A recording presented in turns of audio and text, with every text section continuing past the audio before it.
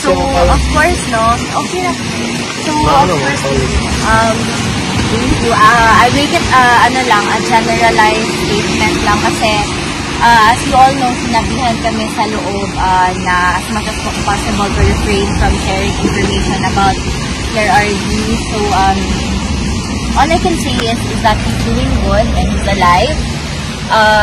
And ayun, he's looking forward to the coming visits of the other family members, which will be his grandchildren. So, pag alis ni Kong Pulong ay dadating yung mga apo, and then sasamahan ko sila to teach them what to do inside, kung ano yung gusto ni PRRD.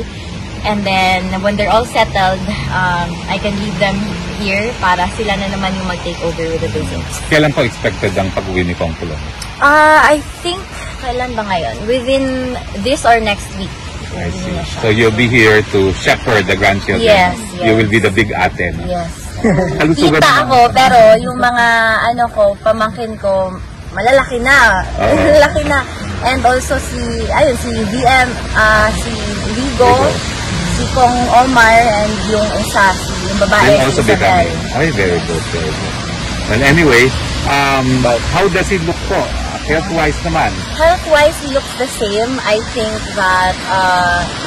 the fact that most of the family are here to visit, it makes him, makes him stronger mentally and physically and emotionally. So, ano po ang mood niya ngayon?